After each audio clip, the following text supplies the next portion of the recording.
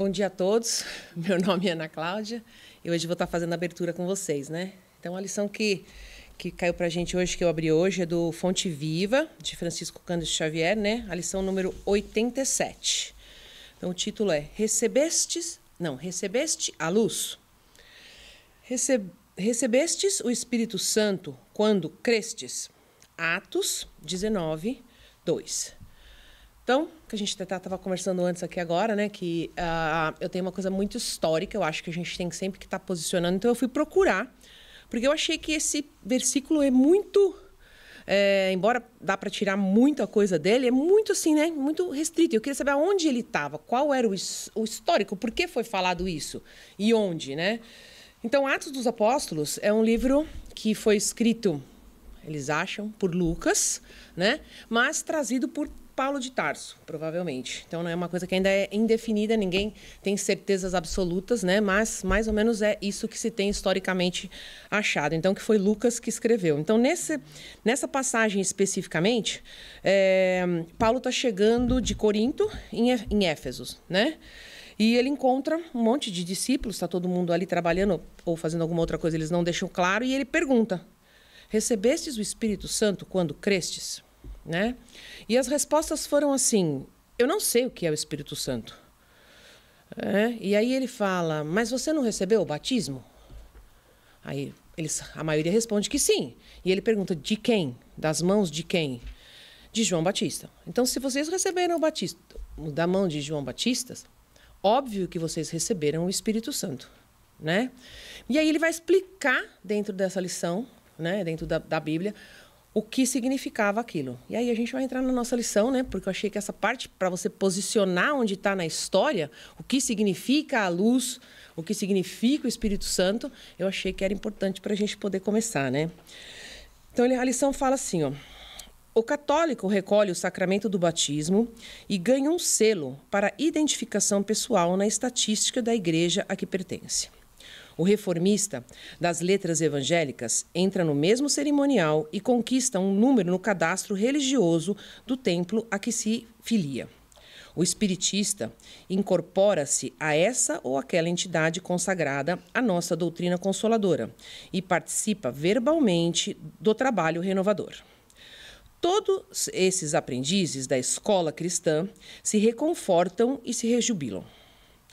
Então ele colocou aqui as três religiões, ou as três, né, crenças principais que trabalham dentro do cristianismo. Né? Então, quer dizer, ele colocando o católico, os evangélicos, os espíritas. Então, quer dizer, todo mundo achou um lugar físico, achou um lugar e você está lá.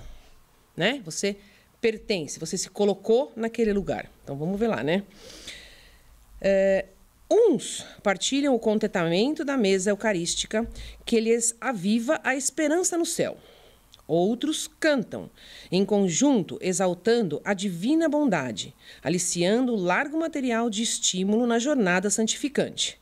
Outros ainda se reúnem ao redor da prece ardente e recebem mensagens luminosas e reveladoras de emissários celestiais, que se consolidam a convicção na imortalidade, além... Então ele deixa em aberto, né? Então ele coloca novamente os três pilares, né? Quer dizer, católico, com todos, e acho que cada vez mais, né, os dogmas, as coisas eucarísticas, dentro do que ele acredita, para poder chegar num lugar, a existência de céu e inferno, que eles têm muitos dogmas muito fortes. Venho de uma escola católica, né, desde sempre, depois que me transformei, né? E aí tem os evangélicos nas músicas, nos louvores, em tudo, e trabalhando essa coisa dentro deles para que possam ter uma jornada melhor. E os espíritas, né, que recebendo mensagens, recebendo opções, podendo ter mais informações do que os outros e o que cada um faz com tudo isso, né? Todas essas posições, contudo, são de proveito, consolação e vantagem, né? Então aí já dá uma... Como assim, né? O que você está fazendo de verdade? Você está... O proveito, porque no sentido, se eu fizer isso, eu vou ter aquilo. Se eu ter isso, eu posso conseguir aquilo, né? A consolação, no sentido de você crer e acreditar que se eu fizer isso, eu vou ter aquilo ali, né? Entendeu? A garantia, não é isso? Se eu reconheci isso, eu já tenho isso, né? Eu não preciso fazer grandes outros esforços. E a vantagem, né?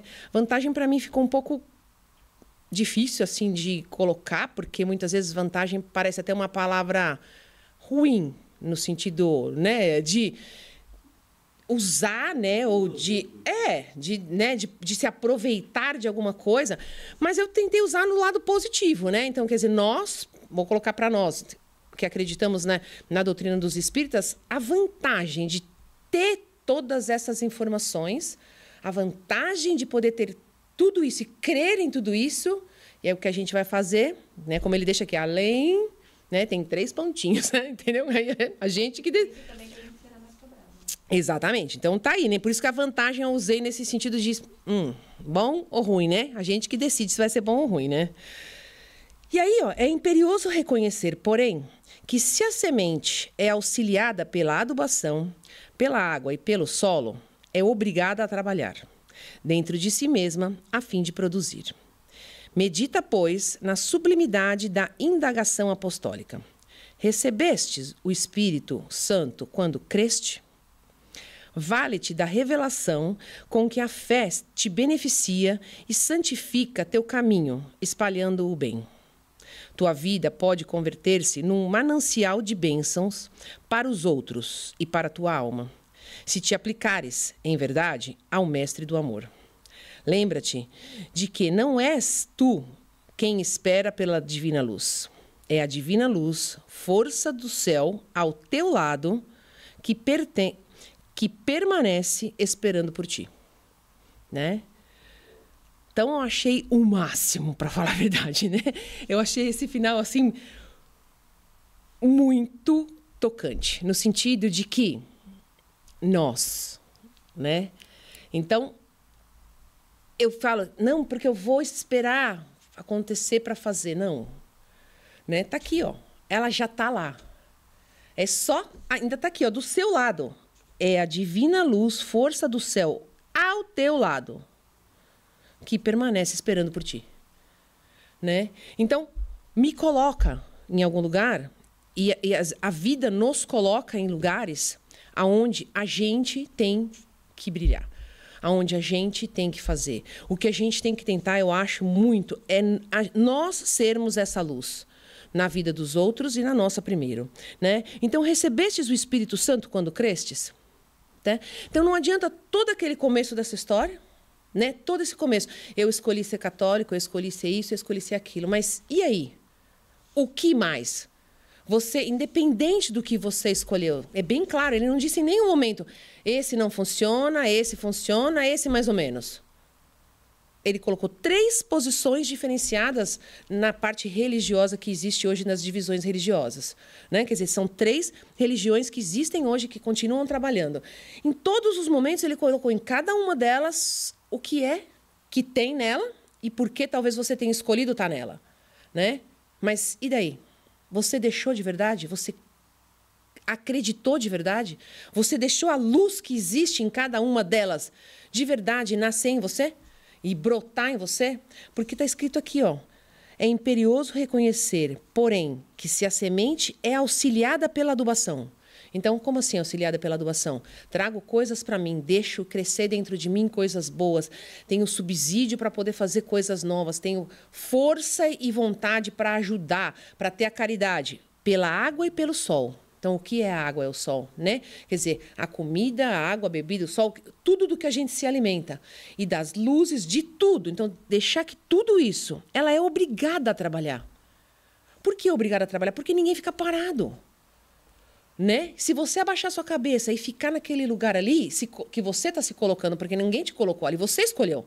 Eu escolhi isso aqui, estou recebendo tudo de fora, tenho todas as obrigações e tudo que vem do alto para mim, o que é que eu estou fazendo? Né? Para onde eu estou me mexendo? Para onde eu estou indo? Eu estou fazendo? Então, porque você é obrigado a trabalhar dentro de si mesma a fim de produzir. E o que é o produzir? É a gente evoluir. É a gente se mexer, é a gente crescer. Né? E eu acho assim, pela experiência que eu tenho tido esses últimos tempos, eu descobri e coloquei que se eu não me posicionar comigo mesmo primeiro, eu não vou conseguir me posicionar com os outros, em todos os sentidos, né? No sentido de trabalho, no sentido de vida e no sentido religioso, né? Também. Porque se tanto faz, que diferença faz? Né? Eu tenho que me posicionar. Então é isso, é deixar a luz e deixar a luz e a água do dia a dia, né? Inundar e trazer de cima, de baixo, para que a gente expanda cada vez mais, para que a gente trabalhe cada vez mais, para que nós sejamos a luz. Então a pergunta é, de novo, recebestes o Espírito Santo quando crestes? Né? E o nome da lição é recebestes a luz, porque ele trata o Espírito Santo como essa luz do nosso dia, como essa luz que, se ela existe aqui, você alimentou, você deixou crescer, você deixou expandir, ela vai passar. Né? Ela vai multiplicar, ela vai fazer diferença na vida do outro, ela vai fazer diferença na vida dentro de casa, no trabalho, aonde você estiver. Porque você vai ser a luz.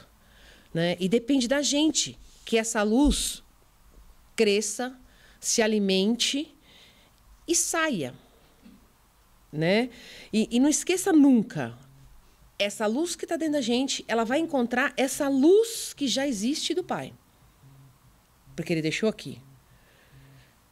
A divina luz, força do céu, já está aqui, esperando por você. Então, quer dizer, ela já existe.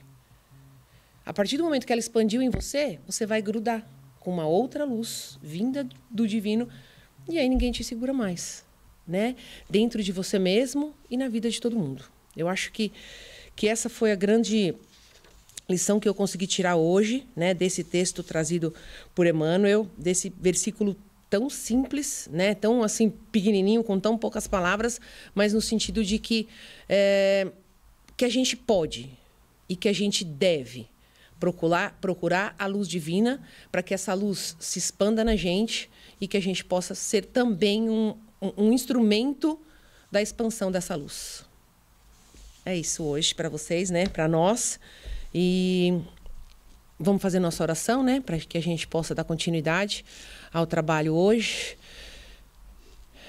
Senhor, nosso Pai de bondade e misericórdia, estamos mais uma vez aqui hoje, num dia onde fisicamente é um dia complicado, difícil, onde muitas pessoas têm receio de sair de casa, têm medo, né, por conta dos carros, de outras pessoas dirigindo. Então, que todo mundo que esteja pensando na gente hoje, ou esteja pensando por que fui, por que não fui, que também possa estar recebendo todas essas bênçãos que hoje estão sendo derramadas aqui nessa sala. Que todo mundo que aqui estiver hoje possa estar levando essa luz também de volta para casa e que todos nós tenhamos sempre o caminho de procurar essa luz, de crer na luz, no Espírito Santo, né, como disse a lição, para que todos nós possamos ser a luz no nosso caminho e ajudar a todos aqueles que estão ao nosso alcance e que da gente precisam no dia a dia, na nossa família, no nosso trabalho e onde quer que a gente possa passar por esses dias. Que o nosso trabalho hoje seja abençoado. O Luiz vai subir aqui hoje, inclusive para fazer o Evangelho e o Livro dos Espíritos, então que ele possa receber toda essa ajuda necessária para que possamos ter aquilo que mais precisamos hoje para o nosso coração e também para a nossa alma. Assim seja. Bom dia a todos que estão aqui conosco fisicamente e também na parte espiritual, pois nós sabemos que dentro do contexto da doutrina dos espíritos, nós temos plena consciência, plena certeza de que aqui também tem os nossos irmãos e amigos espirituais que estão presentes. Se assim não fosse, o que seria se Chico não nos trouxesse o exemplo de estar dentro de uma casa espírita vazia e as pessoas achavam que ele estava louco? E ele falou, não, estou fazendo para os nossos irmãos desencarnados. Pois bem, hoje vocês vão ter que me suportar um pouco mais, né, por 1 hora, né? Mas vamos trabalhando no que é necessário em termos de conhecimento de que nós vamos transmitir nesta manhã de hoje.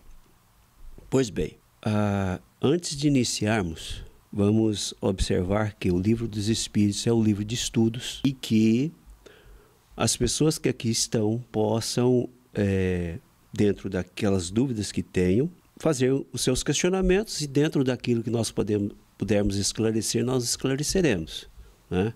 Porque muitas das vezes, quando nós estamos num qualquer templo, mas em se tratando nós, da casa espírita, nós temos uma consciência de que os desencarnados, muitas das vezes, têm dúvidas, mas não têm condições de fazer uma pergunta verbalmente a quem está fazendo as suas atividades aqui, como nós, neste momento. Então, por intuição, ele faz com que alguém faça a pergunta, tá bom? Não se iludam que nós não estamos sozinhos, tá bom? Em primeiro lugar, aqueles que vieram, né, nesse momento difícil que nós estamos passando, que é natural pelo tempo, vamos à luta. Bom, a questão que nós vamos trabalhar com ela é a questão 665, onde Kardec nos coloca uma questão que foi feita aos codificadores da doutrina, aqueles realmente que foram os precursores de induzir a Kardec a escrever e codificar esta doutrina que nós estamos hoje professando. E como Kardec sempre foi aquele espírito instigador, lógico, ele sempre colocou questões que fazem parte do nosso dia a dia. É natural uma pessoa que trabalha nesse sentido procure a lógica em todos os questionamentos, né? Então, ele não fugiu à regra em perguntar para os benfeitores espirituais a seguinte questão, porque são dúvidas que se chega na mente de qualquer um, principalmente aqueles que não têm conhecimento. E um dos temas que muito faz com que nós tenhamos dúvidas é: para onde vai aquele que desencarna? Para onde vai a alma daquele que morre? Para os nossos irmãos católicos existem o céu, o inferno, o purgatório, né? E o limbo, onde vão as crianças. É o que eu tenho conhecimento. Então, quem está no céu, quem está no inferno, quem está no purgatório, condiz o quê? Que a alma sobrevive depois do corpo. Se num contexto você cria um ambiente para que os mortos, as almas dos mortos vão, é porque a alma sobrevive depois do corpo. Correto ou não? Então, faz sentido. Essa é uma lógica. Agora, a doutrina espírita vem trazer um contexto que naquela época e até hoje ainda é muito questionável para aqueles que não estão dentro de um conhecimento que nós já temos e temos hoje.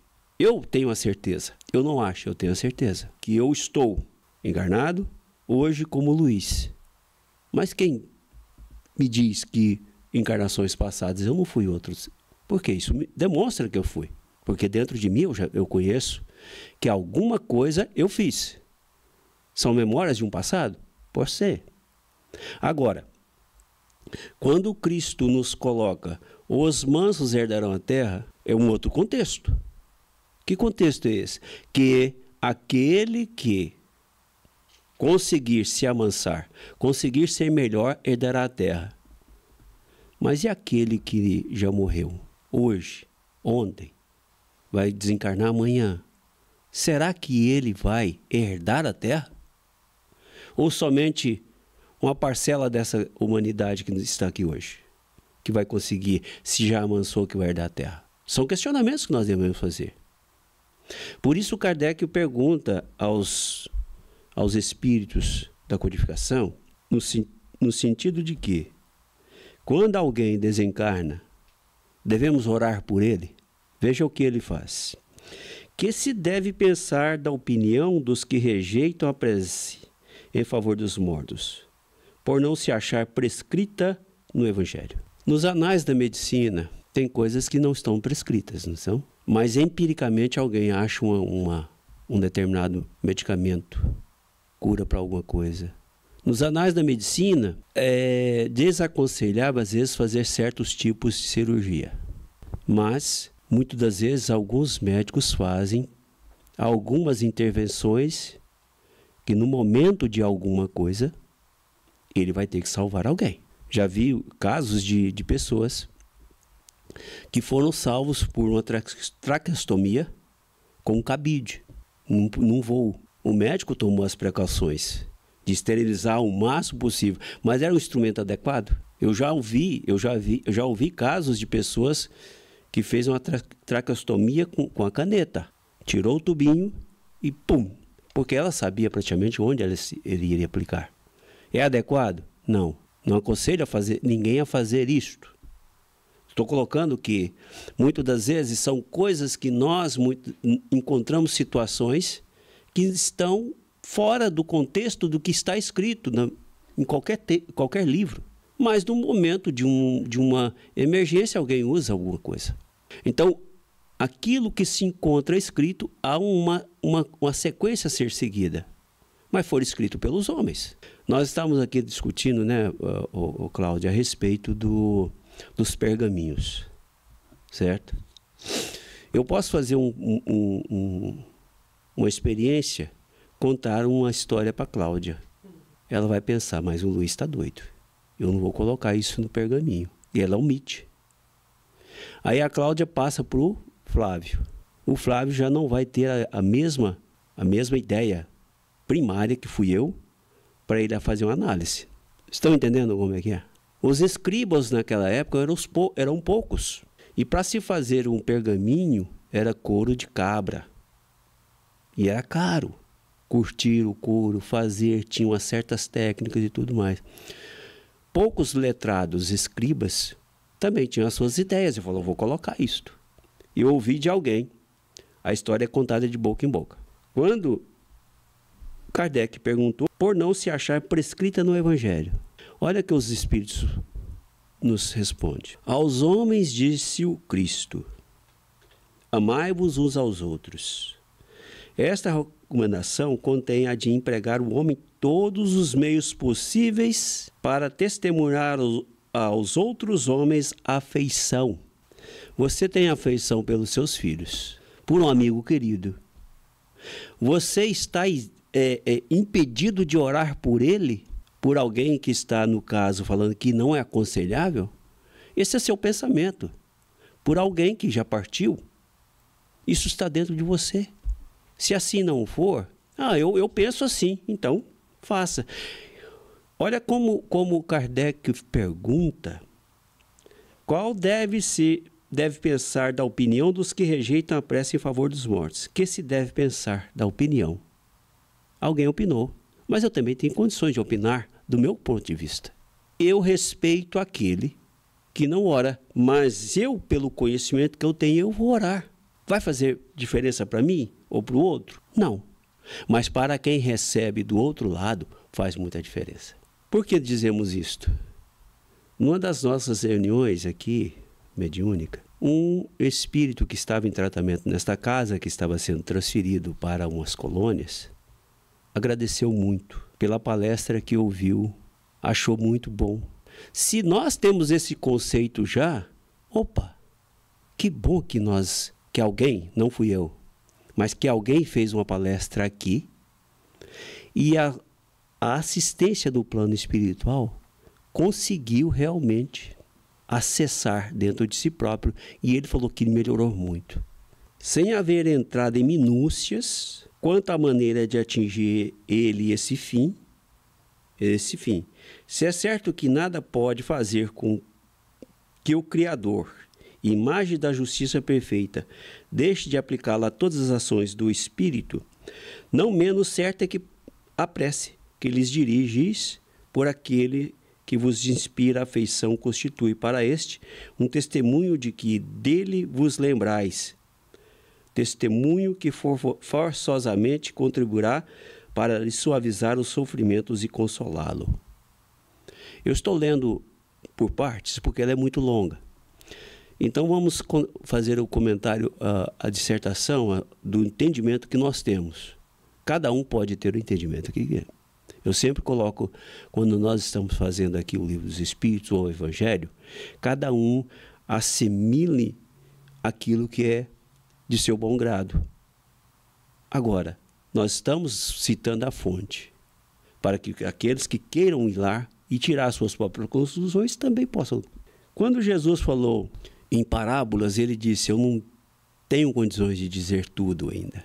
Porque, na época, a humanidade não tinha entendimento disto. Por isso que ele falava por parábolas. Mas aos discípulos, isto sim ele sempre falou, olho no olho, tete a tete. Por quê? Porque os discípulos já tinham condições de compreendê-lo até um certo grau. Veja só. E sabemos nós que o Cristo preparou esta equipe para andar com ele e deixar, como a Cláudia muito bem citou, o legado para que nós tivéssemos isso hoje. Quando Paulo, na época, falou Lucas, escreva. Quando Lucas fez este trabalho, ele foi o primeiro historiador e biógrafo de Jesus. Ele não conheceu o Cristo em vida. Foi 60 e poucos anos depois, parece. Quem quiser ter um conceito disto, leia o livro de Taylor Caldwell, Lucas, Médico de Homens e Almas. Tem uma história muito linda a respeito de Lucas. Hã? Leia. Vai chorar. É muito interessante isto. Por quê? Lucas era grego. E na época, quando o Mateus, que era um dos mais letrados, começou a escrever os evangelhos, ele estava escrevendo praticamente para os judeus em aramaico. E Paulo tinha também falava grego. Veja bem o legado que esses grandes vultos do cristianismo deixaram para nós. Senão nós não estaríamos com esse ensinamento hoje. Por isso que, no decorrer do tempo, como Haroldo Dutra Dias, que é um exemplo de um grande estudioso dentro da doutrina espírita, ele entende do aramaico, entende do grego, e escreveu um livro, Novo Testamento, retirando das passagens do grego, que é a mais fiel, e tem um livro que ele coloca justamente algumas coisas que são mais próximos da realidade. Não quer dizer que aquilo foi a realidade, mas as coisas básicas sim. Ele diz assim: um testemunho que dele vos lembrais. No livro Nosso Lar nós temos uma coisa muito interessante, não tem?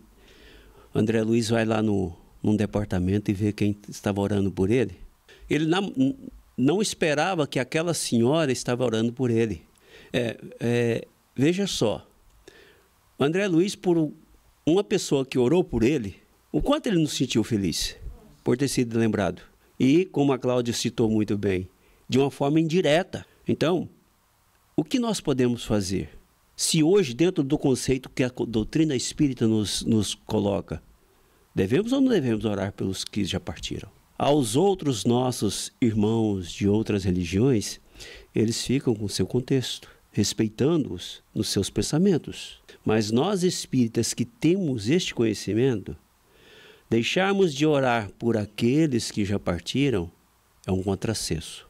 Porque aí eu estarei sendo egoísta. Eu digo isto. Porque eu tenho conhecimento. Eu estou negando a alguém que muitas das vezes partiu em condições difíceis, um alento do outro lado. Eu estou sendo literalmente alguém que, não vou dizer hipócrita, mas um egoísmo. Por quê? Veja bem, eu conheço, ok, fulano é meu amigo, desencarnou. Aí ele fala assim, e ele sabe que eu sou espírita. Ele do outro lado fala assim, mas nem ele lembrou de mim? Que amigo é este?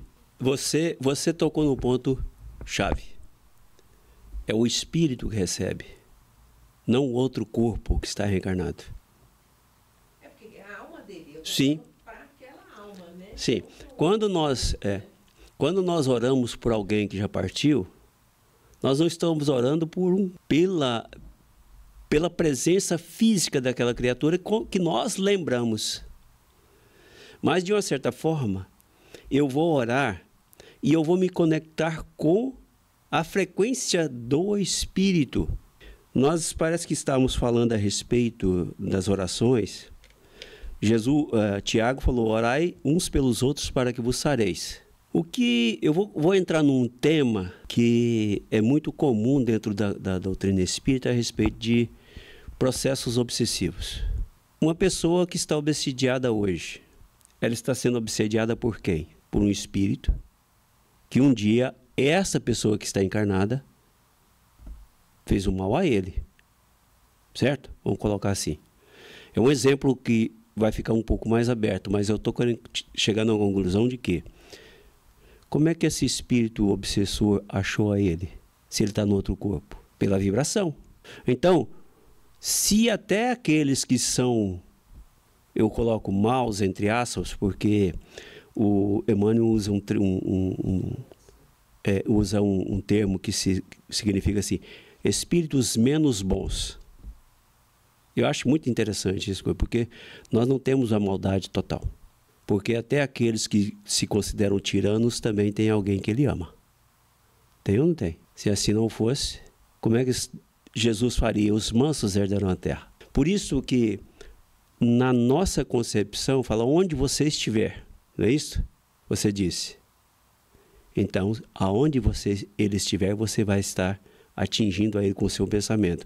Ele não pode lembrar de que foi você que fez aquela prece por ele. Quando você, vou colocar aqui, vamos separar, ele está no plano espiritual, você faz a prece por ele, ele vai receber, ele vai saber que é você. Mas quando ele reencarna, ele tem a bênção do esquecimento, certo?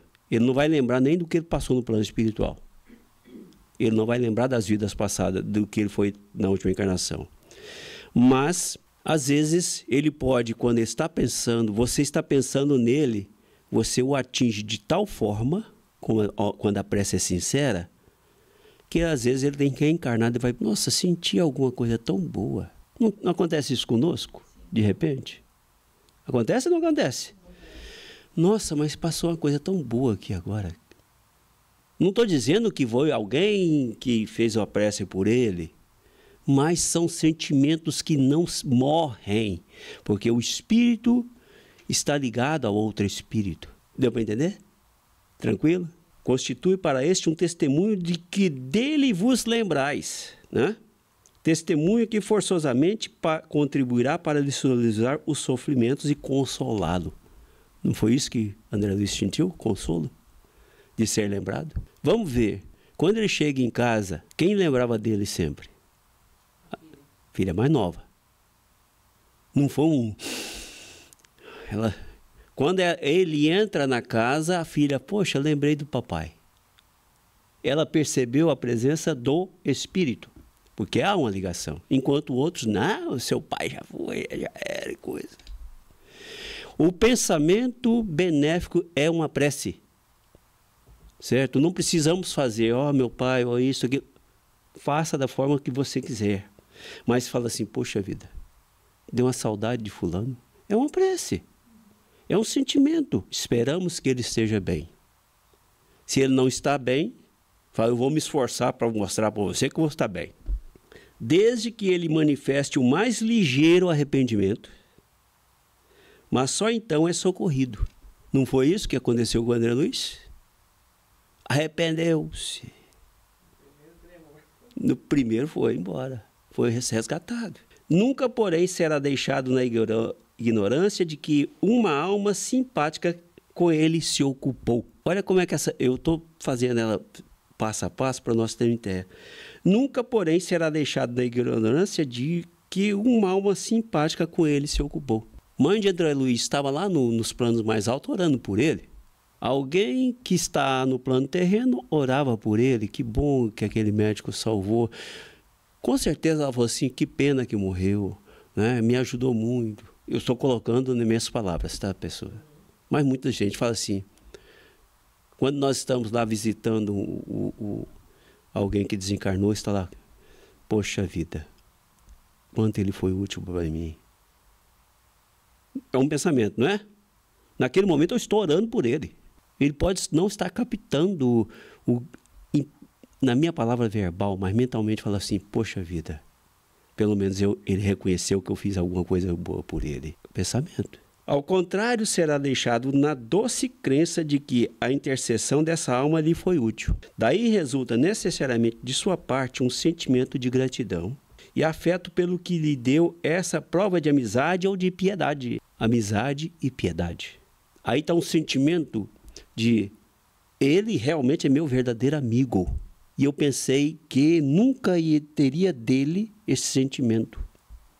Ele fez por fazer. Vamos continuar usando o exemplo de André Luiz. Ele fez por desfaz dessa pessoa. Vamos colocar. A secretária colocava lá, não, doutor, ajuda. Em consequência, crescerá num e no outro reciprocamente o amor que o Cristo recomendava aos homens. Eu vou terminar de ler aqui um pouquinho, porque hoje não preciso ter alguém sair me mandando, expulsando do púlpito. Bom, ambos, pois, se fizeram assim obedientes à lei de amor e de união de todos os seres, lei divina, de que resultará a unidade, objetivo e finalidade do Espírito. Sermos fraternos, sermos irmãos em Espírito. Eu não sei em que livro está no de Andrés Ernesto Ricardo Simonetti. É Ricardo Simonetti. A história de um pão. A história de um pão. Vou resumir, havia um homem muito severo, muito rude, que ninguém na época gostava de chegar perto dele praticamente. Era rude, morava praticamente afastado. E um determinado tempo, e ele era realmente assim, mau às vezes, não tinha amizade com ninguém. E uma certa época apareceu diante da porta da casa dele um pedinte. E ele falou assim: tem nada para te dar, mas se você está vindo porque está com fome, toma este pão. Pão que já tinha dormido, amanhecido, mais duro que pedra. E a pessoa pegou aquele pão e foi-se. E ele nunca mais teve notícia. Quando ele parte para a pátria espiritual, começa a entrar em dificuldades devido ao que ele fez em vida física. Depois de muito sofrer na parte nas regiões de sofrimento, dos baixos, dos abismos, daquela região de sofrimento duro, ele começa a sentir um certo arrependimento. Quando ele sente esse arrependimento, como o livro de André Luiz fala, de Nosso Lar, alguém aparece para socorrê-lo, que é a própria resposta que os benfeitores dão. E nesse ponto, ele fala: mas eu sempre fui mal. Ele reconheceu. Nunca fiz bem a ninguém. Como é possível? Não, alguém orou por você. Como? Depois que, assim que ele saiu de lá, porque aquele pão salvou a vida dele. E ele nunca mais esqueceu de você. Em todas as vezes que ele, nas suas orações, ele pedia por você. E depois, pela sua alma. Olhe lá embaixo. Né? Vamos colocar assim. Depois, e ele viu uma luz. Era o pensamento daquele homem. Que todas as noites ele colocou como meta orar por aquele ser que salvou a vida dele. Um ato só de bondade. O espírito, aquele homem chamava Eliakim, me parece. Um rejeitado, uma coisa assim. É Richard Simonetti, é o nome do autor.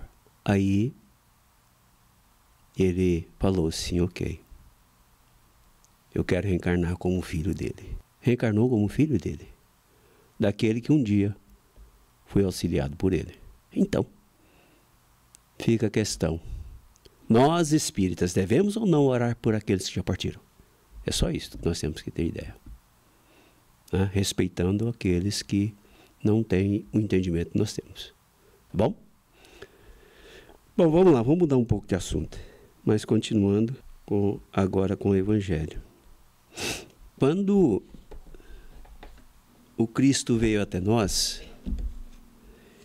ele nos trouxe lições belíssimas a respeito do que nós devemos fazer para que nós possamos, enfim, herdarmos a terra. Sejamos mansos, sejamos brandos, sejamos pacíficos. Quando Jesus foi questionado em algumas ideias, ele sempre disse, num dos seus versículos, explicando aos seus discípulos, dizendo assim: toda árvore que meu Pai não plantou, esta será arrancada. No significado que eu tenho disto é que tudo que o homem escreveu, que não condiz com o que está nos evangelhos, de bondade e amor, será arrancada. Isto é, vai ficar simplesmente a essência daquilo que ele nos trouxe, que é a essência do amor. Porque foi dito por ele mesmo: em primeiro lugar, amai a Deus acima de todas as coisas. E segundo, ao próximo como a ti mesmo. Quanto a isto, não há nenhuma dúvida, ninguém no mundo, seja físico ou espiritual, vai arrancar isto como lei básica do amor do Cristo. Ninguém tira. Porque essa é uma lei imutável, porque é uma lei de Deus. Esta é uma lei divina. Nós não temos condições de conjecturando por que Deus criou isso, porque ainda não temos condições de compreender a nós mesmos, que são os nossos semelhantes que estão aqui. Ninguém. Eu não posso compreender a Ana, não posso compreender a Cássia. Eu sempre digo, vocês não sabem o que eu penso. Mas no momento onde nós estamos agora, neste momento, nós temos que nos concentrar naquilo que nos foi dado a fazer. A perfeição está longe de estarmos alcançando a ela. Porque para alcançarmos uma perfeição, não digamos de um Cristo, mas de um Chico Xavier, de uma Irmã Dulce, de uma Madre Teresa de Calcutá, será que abriríamos mão do nosso conforto do lar para irmos socorrer um doente no meio de uma tempestade? E as tempestades, que tipo de tempestades muitas das vezes atinge a nós hoje? Não só a tempestade do clima, mas as tempestades emocionais. Quantas das vezes alguém pode nos ligar e falar assim: eu estou desesperado aqui, me ajuda, vem aqui. Eu não tenho o bom ânimo de me levantar e ir até essa pessoa? Quantos de nós, muitas das vezes, já passamos por situações que as pessoas nos socorrem, não medindo esforços para nos auxiliar? Quantas pessoas no mundo movem e fazem de tudo para auxiliar alguém? Paramédicos, bombeiros, enfermeiros neste momento, que estão passando a noite em claro, auxiliando, não pelo valor remunerado, mas pelo amor à profissão e amor à criatura que está sofrendo. Muitas das vezes ela pode passar por aquele processo de: nossa Senhora, hoje eu estou tão abalada, está tão difícil para mim, porque eu vou ter que deixar, muitas das vezes, alguém da minha própria família que está doente para cuidar daquele que está lá. É necessário ter bom ânimo, mas acima de tudo é necessário ter empatia para com o próximo. Não foi assim com Bezerra de Menezes? Uma história que conta que o filho estava febril e bate à porta uma senhora falando: doutor, salva meu filho que está com febre. Ele falou assim: espera um momentinho, minha irmã. Arrumou a sua maletinha, ia saindo, a esposa falou assim: como é que você vai deixar o nosso filho doente? Ele já está medicado. E eu tenho fé em Deus que ele está bem. E ela não tem ninguém. Foi. Quando voltou, o filho já estava sem febre e pulando. O bom ânimo dessa criatura foi de encontro a alguém que estava pedindo: pelo amor de Deus, doutor, salve meu filho. Por isso, dentro do contexto do bom ânimo, Jesus sempre trouxe para nós aquela máxima de que não devemos nunca abandonar aquele que está ao nosso lado. Por isso o contexto amai-vos uns aos outros. Amar o próximo como a si mesmo. Então, no livro Boa Nova de Humberto de Campos, ele traz uma mensagem a respeito deste assunto, que ele vai falar para Bartolomeu. Eu estive olhando. Bartolomeu era um dos apóstolos que acompanhava o Cristo, mas o nome dele era Natanael. Bartolomeu é porque ele era filho de uma outra pessoa, então era muito, muito claro naquela época. É igual a história o cego Bartimeu. Bartimeu era o pai dele. Não, desculpe. Timeu, Timeu que era Bar, filho. Timeu. Quer dizer, o filho de Timeu. Né? Então era muito comum. Né? Lá em Minas usa muito, né? Eu não sou de Minas, mas fala assim, é a fulana do fulano, não é isso? Né? É a mulher do Zé lá da venda, né? Fulana de cá, fulana de cá. Então, esses termos eram muito, muito usados, era comumente usar. Por isso que no trecho do livro Boa Nova, que é um livro belíssimo, onde Chico Xavier diz que foi o segundo livro mais belo que ele já escreveu. Alguém sabe qual foi o primeiro? Aquele mais... Paulo Estevam. Né? Paulo Estevam diz que a obra que Chico Xavier foi levado por Emmanuel para viver a essência. Ele diz que sentia até o cheiro da terra, o ar caliente do deserto. Então, quando Jesus trouxe este trecho que está em João, que para mim é um dos mais belos evangelhos, agora conhecemos que sabes tudo, e não há mistério de que alguém te interrogue. Por isto cremos que saíste de Deus. Respondeu-lhe Jesus, credes agora? Eis que chega a hora. Isso é o momento que ele estava para ser preso. Foi a última ceia. E ele diz assim, e já se aproximem que vós sereis dispersos, cada um para a sua parte. E me deixareis só, mas não estou só, porque o Pai está comigo. Tenho-vos dito isto, para que em mim tenhais paz. No mundo tereis aflições, mas tende bom ânimo. Eu venci o mundo. Quando Cristo diz, tereis aflições, quer dizer, nós vamos passar por aflições, mas sofrer, isso é um conceito nosso. Vamos sofrer as aflições. Nós vamos ter aflições. Quantas vezes nós somos aflitos? Quantas vezes nós passamos por problemas que nós nos entregamos ao desespero, às vezes? Quantas vezes nós levantamos desanimados, poxa vida, eu tenho que ir ali limpar o carro para ir para o trabalho, dá vontade de ficar na cama, não dá? Mas ao mesmo tempo, esse desânimo nos tira da cama. Fala assim, mas eu tenho contas para pagar. E nós não temos contas morais para pagar também? E quanto nós temos?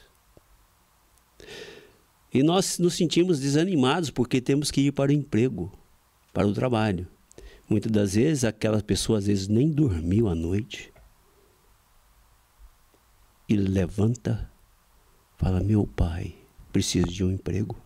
Desanimado, porque já bati em tantas portas. Será que algum dia uma porta irá abrir-se para mim? Olha a diferença. Nós estamos desanimados porque temos que ir para um trabalho. E o outro está muitas das vezes desanimado por não conseguir um trabalho.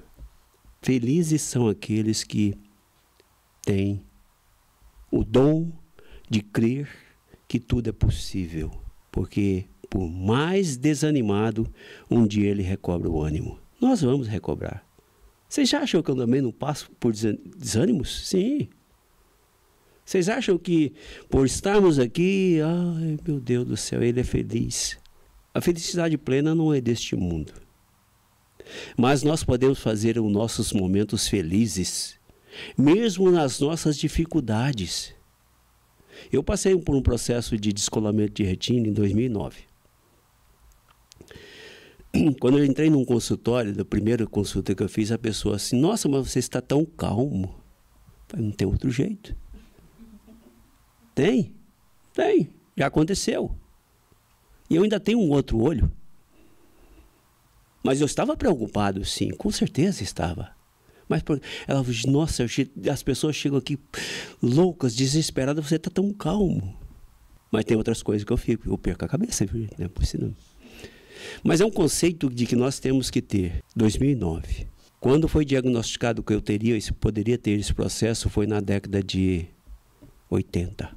Se eu tivesse um descolamento de retina na década de 80, os recursos seriam poucos. Por que nós não vamos ter bom ânimo de acrescentar que a ciência está do nosso lado nos ajudando?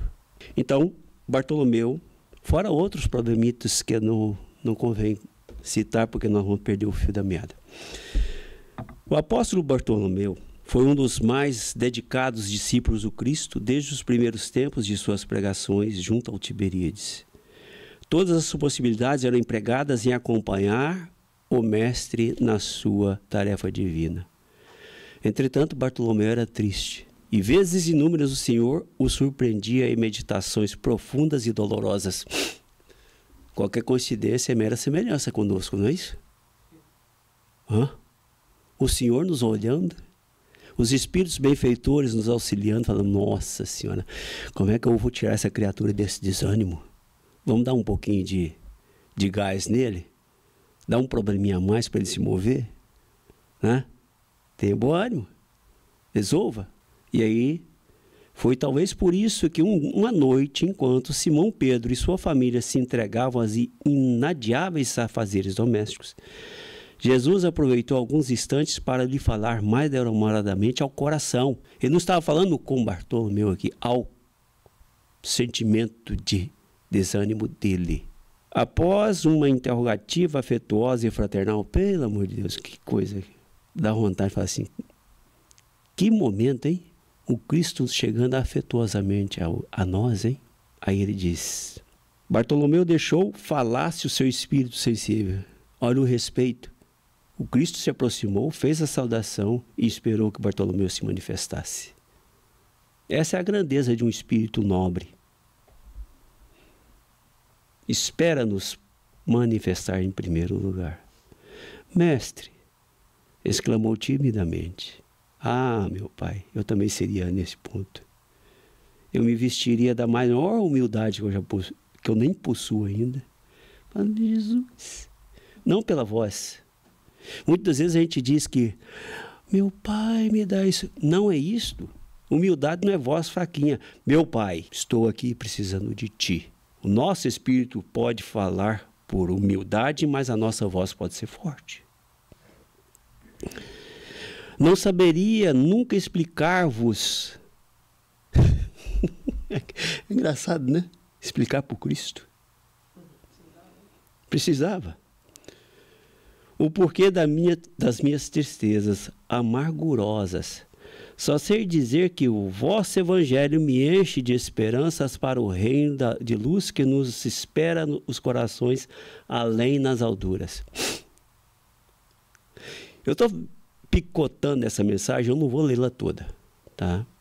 Mas só aqui já dá para ter uma ideia de como Bartolomeu estava triste. Mesmo com o evangelho em suas mãos, não. O Cristo vivo ao seu lado falando com ele. Paramos um pouco para pensar.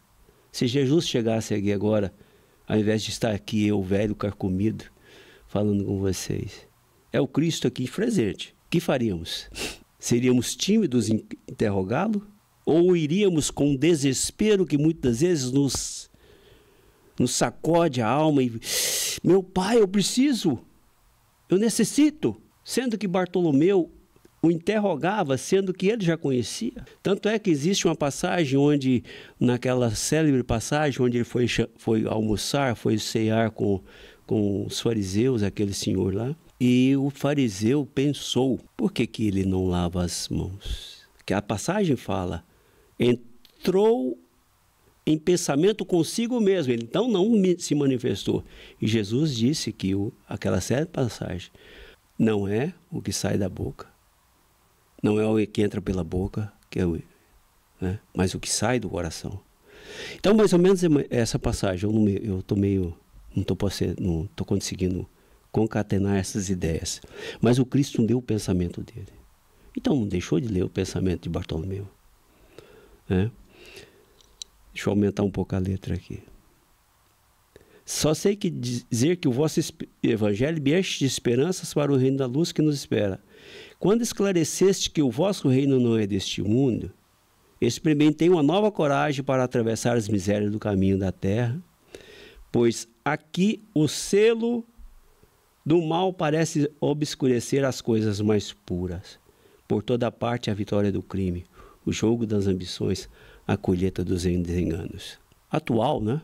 Quando nós entramos em contato com a doutrina espírita, eu estou dizendo pessoalmente, eu queria mudar a mim mesmo de uma forma tão rápida. Hoje eu sou melhor. Ainda estou necessitado do amparo. E sempre estarei necessitado do amparo de uma casa que nos acolhe, de uma palavra que nos levanta e nos dá bom ânimo. Que se fosse por mim mesmo, não conseguiria. Por quê? Porque eu sou imperfeito. E tenho que assimilar que a minha imperfeição é um ponto temporário na minha vida de espírito imortal. Só isto. Me recriminar pelos males que já fiz é desânimo. Recriminar os outros que me fizeram mal no passado é desanimar por não ter aprendido a lição que é necessário perdoar. Perdão das ofensas. Porque se nós, criaturas hoje, que temos o contato com a doutrina dos espíritos, sabendo que eu já vim de um lugar muito difícil, por que eu desanimar e querer voltar para o pântano de novo? Não o pântano, charco, da lama, mas os nossos pântanos morais. Renovemos as energias. Se hoje não temos um Cristo em pessoa em nossa vida, mas Ele já nos deixou o Evangelho do amai-vos. Não estamos aqui dizendo que eu tenho que ser bom ânimo o tempo inteiro. Não. Não é isso que nós estamos dizendo. Não foi isso que o Cristo quis dizer para Bartolomeu. Que somos todos nós Bartolomeus. Ele nos mostrou que eu posso ter o bom ânimo, apesar das dificuldades que estamos enfrentando. Tanto é que ele foi acalmar a tempestade quando os discípulos estavam em desespero, pensando que iam naufragar. Falou, peraí, vocês estão comigo? Cadê a fé de vocês? Acalmou os ventos e a tempestade e foi dormir novamente. Que tempestades nós estamos enfrentando hoje? Que tempestades morais que nós estamos enfrentando no nosso dia a dia com aqueles que caminham conosco? Quais os problemas que hoje nos afligem mais? O que nos deixam desanimados? Meus medos? As minhas torturas internas dos meus pensamentos ainda odiosos? Tenhamos bom ânimo para vencer essa passagem. E olha que o Cristo fala. Achas que eu teria vindo a este mundo sem esta certeza confortadora? O Evangelho terá de florescer, primeiramente na alma das criaturas, antes de frutificar para o espírito dos povos. Se o Evangelho não frutificar em mim primeiro, que sou uma criatura, os povos também não alcançarão o Evangelho. Não frutificará. Mas venho de meu Pai, cheio de fortaleza e confiança. Duas palavras fortíssimas para que nós não tenhamos desânimo. E aí ele consegue. Fortaleza. Eu tenho que ter ânimo para vencer a mim mesmo. Confiança. Eu devo ter confiança naquilo que ele nos trouxe. E naquilo que eu posso fazer para mim mesmo. Vencer a mim mesmo. E a minha mensagem terá de proporcionar grandes júbilos a quantos receberem de coração. Veja que ele falou de coração para Bartolomeu. E nós temos que também receber de coração as mensagens, os exemplos que o Cristo nos trouxe. Depois de uma pausa em que o discípulo o contemplava silencioso, o mestre continuou. Tem alguma palavra para dizer, Bartolomeu? Né, Cláudia? Tem alguma palavra para me dizer, menina? E aí ele fala. A vida terrestre é uma estrada prodigiosa que conduz aos braços amorosos de Deus. O trabalho é a marcha, a luta comum é a caminhada de cada dia. Os instantes deliciosos da manhã e as horas soturnas de serenidade são os pontos de repouso. Ele está colocando aqui que nós vamos passar pelos momentos de solidão para que nós possamos nos meditar. E ele diz, mas ouve-me bem, na atividade ou no descanso físico, a oportunidade de uma hora, de uma leve ação, de uma palavra humilde é o convite de nosso Pai para que semeemos as suas bênçãos sacrossantas. Em geral, os homens abusam desse ensejo precioso para antepor a sua vontade imperfeita aos desígnios superiores, perturbando a própria marcha. Daí resultam as jornadas mais ásperas obrigatórias para a retificação das faltas cometidas, os infrutíferos labores. Quantos de nós somos nós mesmos que complicamos as coisas? Eu quase presenciei um acidente, mas cheguei na hora. Não teve nada com a jovem, mas com certeza ela estava totalmente transtornada. My daddy's gonna kill me, falando com a mãe dela. Ela bateu em cheio na traseira de uma caminhonete, para vocês terem uma ideia. A caminhonete virou várias vezes e bateu num poste. Quem bate na traseira de alguém de uma forma para jogar uma caminhonete longe é porque estava desatento. Em sã consciência, não sei, mas estava, como a gente fala, no texto. Porque não tem como frear imediatamente. Não houve sinal de freada. Como diz aqui, muitas das vezes nós somos os verdadeiros causadores dos nossos desânimos, das nossas aflições. Mestre, os vossos esclarecimentos dissipam os meus pesares, mas o Evangelho exige de nós a fortaleza permanente? Nós fazemos essas perguntas, não fazemos? A verdade não exige, transforma. O Evangelho não poderia reclamar estados especiais de seus discípulos. Aquilo que eu falei no início. Eu não podia estar num estado especial de ser bom o tempo inteiro, porque eu não sou. Porém, é preciso considerar que a alegria, a coragem e a esperança devem ser traços constantes de suas atividades em cada dia. Por que nos firmemos no pesadelo de uma hora se conhecemos a realidade gloriosa da eternidade com nosso Pai? Nós nos firmamos diante de uma unha que quebrou, de um dedo que foi cortado, mas sendo que o dedo está aqui ainda. Nós nos firmamos de alguém que nos maltratou, que nos magoou, e esquecemos que muitos ao nosso derredor estão nos incentivando a fazer alguma coisa. Nós sempre nos prendemos às coisas negativas. Quantas das vezes pessoas que já vieram nesta casa abandonaram a casa porque depois veio falar assim, é porque eu não me dou bem com fulano. Mas quantas pessoas nós damos o bem aqui? Então quer dizer que eu estou sendo egoísta comigo mesmo, egoísta com os outros que vão privar da minha alegria, da minha paz ou da minha rabugice às vezes? por causa de alguém. Já frequentei casas espíritas que, porventura, eu queria abandonar.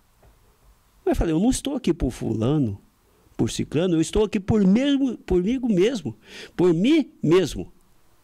Isso me dá ânimo, isso me dá coragem de continuar e passar a amar aquela pessoa que muitas vezes eu não me dou bem com ela, porque ela é amada pelos outros também. Qual o papel que eu estou fazendo, afinal de contas? Deixando de me conviver com aqueles que eu amo dentro de um convívio por causa de alguém que eu não estou me dando bem? É o desânimo. Por isso que o Cristo disse aqui, nós não somos não somos especiais, nós não estamos num conceito de estarmos lidando com aquele conceito que eu tenho que ser o perfeito na mesma hora. Bom, Bartolomeu guardou aquela resposta do coração. Qual o melhor negócio do mundo, Bartolomeu? Será a aventura que se efetua a peso de ouro, muitas vezes amordaçando-se ao coração e à consciência para aumentar as preocupações da vida material, ou a iluminação definitiva da alma para Deus, que se realiza tão só pela boa vontade do homem que deseja marchar para o seu amor? Porque entre as luzes no caminho, não serás a adversidade nos negócios do mundo um convite amigo para a criatura semear com mais amor?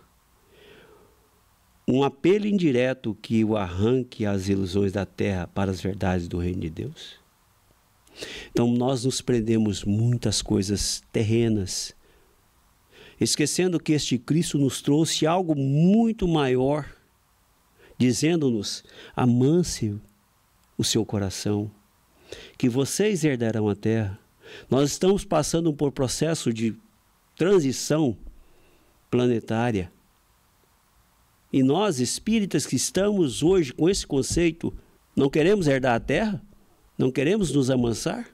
Eu sempre digo, para nós que estamos aqui, existem dois caminhos. Ou irmos para um planeta que é um pouco mais primitivo, ou voltarmos. Eu digo que a minha preferência é voltar, porque eu estou num caminho de me amansar. Eu estou querendo me amansar para herdar este planeta que no futuro será um planeta em regeneração, para depois que um futuro próximo seja regenerado. Como é que eu vou começar a arrumar uma casa e depois vendê-la, se me custou um sacrifício imenso? Entregar, falar, não, eu vou para uma casa pior e tudo mais. Se eu já consegui, peraí, vamos nos regenerar. Tenhamos o bom ânimo de vivermos uma vida, mesmo com as dificuldades que nós estamos passando, vamos nos regenerar. Vamos ser mais dóceis conosco mesmo, vamos ser mais dóceis com aqueles que caminham conosco. Não quer dizer que eu vou explodir também com alguém. Mas quando eu for falar, ups, não, peraí, não posso desanimar. Hoje eu perdi a paciência, mas amanhã eu vou tentar conversar com ele. Vou me reconciliar com aquele que está comigo. Por isso, a mensagem é tão longa, mas fica aqui, senão nós vamos ficar até muito tempo, né, e vocês querem ir embora. Mas vamos fazer a nossa prece, agradecendo a Deus, nosso Pai, por nos proporcionar tanto amor, tanto carinho que nos acolhe. Pois a verdade, quando nós aqui estamos, é porque o bom ânimo nos faz sentirmos cada vez mais forte. Sejamos capazes de domar as nossas más tendências, Senhor, para que aqueles que convivam conosco possam perceber que em nossos corações nasce uma nova criatura. Nasce alguém que está querendo e fazendo e se esforçando para ser melhor nas suas atitudes, nas suas ações.